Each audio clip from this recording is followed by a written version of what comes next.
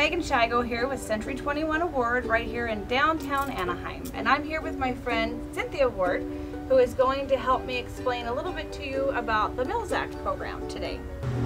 The Mills Act program is a statewide program that allows cities to create an agreement with a homeowner to reduce their property taxes in exchange for the homeowner maintaining and preserving their historic home.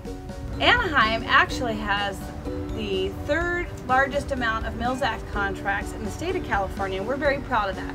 There are other cities that also offer the Mills Act program for homeowners. Cynthia, what other cities offer the Mills Act?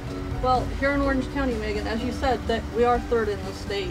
The other cities are Los Angeles and San Diego, which we'll never catch because they're simply too big. But Brea, Laguna Beach, Tustin, Orange, Santa Ana, they all offer some variation of the Mills Act, and each city has a different way of processing their applications, but you know more about the Anaheim process than anybody. Well, we'll talk about Anaheim today. It's a pretty simple process. The first part of the process is to make sure that your house is a qualified historic structure. Now, how you do that is you go to www.anaheimcolony.com and you click on the preservation plan link. And once you click on that link, there's another link that says qualified historic structures. You click there, you check and see if your address is on there, and then you've already got step one finished. If for some reason you don't see your address on there, feel free to contact me and I'll give you more information on that. The second part of the process is to have a historic survey about your home completed, and Cynthia can tell us more about that. Well, Megan, the survey is done on a form that the state of California makes available, and you have to fill out the spaces, and there's a very specific way that they want that done. So it is possible for homeowners to do it, or you can hire it out. We do have a local historian named Terry Vaughn who is fabulous at this, and I know if people contact you, they can get her contact information. I've moved away from that particular part of the process, and I'm now doing the restorations that help us put these beauties back together. But in order to do a survey, we start with the social history of the house. Like, for instance, this is the Judge Ames house. It tells us who built it and when, who's owned it over time, who's made changes to it.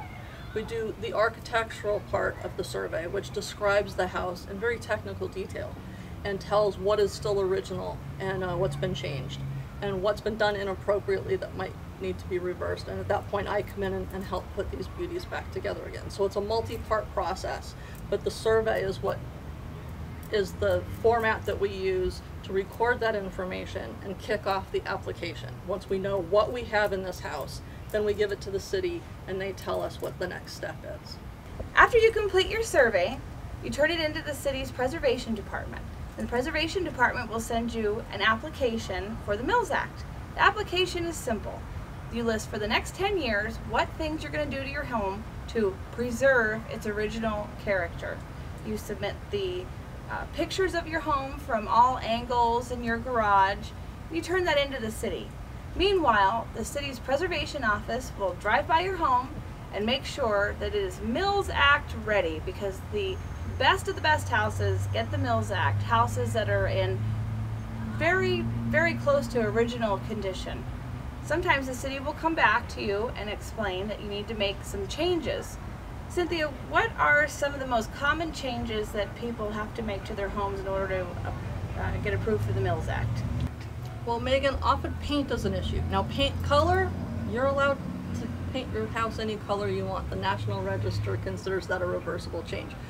Obviously, you want to do it with period appropriate colors just to maintain your property values. But the condition of the paint, we want to make sure that it's in good repair, because otherwise you get, moisture into the wood. So it's a barrier surface, and you want to make sure that that's intact. Sometimes people have done unfortunate things to the windows. They've pulled out the original windows and replaced them with aluminum or vinyl, depending on the period. And sometimes we have to have those put back with custom wood or something from a vintage salvage sale, if we're lucky enough to find that in the right size. Those are usually the biggest things. Sometimes landscape plays into it, or a patio surface that might have been done inappropriately. Hopefully it's just a repair from something that's not in great condition like a paint job. If Yeah. you have to really do a major rehab, it can get us into some dollars, but that's what the Mills Act was designed to offset. It helps us with these white elephants of an old house, understanding that it does cost a few dollars to do this. Once your home is approved for the Mills Act, the city attorney drafts an agreement that's recorded on your title. Your tax savings will kick in the following year. When you sell your home, those tax savings are transferable to the new owner, no paperwork needed, with very little adjustment, and the new owner will not receive a supplemental tax bill. So that's extra incentive to purchase a Mills Act house because it's thousands of dollars in savings generally right off the bat. The Mills Act has definitely monetary advantages for homeowners, but everybody will benefit from the Mills Act because you'll have a home that is maintained very well and looks like a specimen home for the neighborhood. It affects your property value, your neighbor's property value, and you're helping to preserve the fabric of Anaheim's architecture and the way that our city streets originally looked, and that benefits everybody. When Tim and I first moved to the neighborhood, Anaheim didn't have the Mills Act yet. And shortly thereafter, the city adopted the Mills Act, and I saw a lot of things happening in my neighborhood. It was pretty noticeable. What did you see? I saw the same thing that you did, because we're both focused on these individual homes, and as you sold them and as I surveyed them, I think we both saw the same thing, where there's such a change in the neighborhood, and it's the reverse of the broken window theory, that you get that one house mid-block that starts fixing up because they want that Mills Act. The people across the street decide they want it.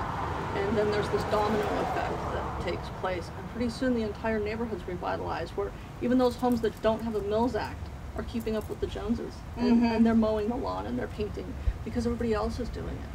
And so there's this huge benefit. So if you're looking for a great, stable neighborhood to move into, check for how many Mills Act contracts are there, because you have literally an assurance that for the next 10 years, these people are going to continue to mow the lawn and paint the house and keep the charming nature of this neighborhood that you've fallen in love with and bought into.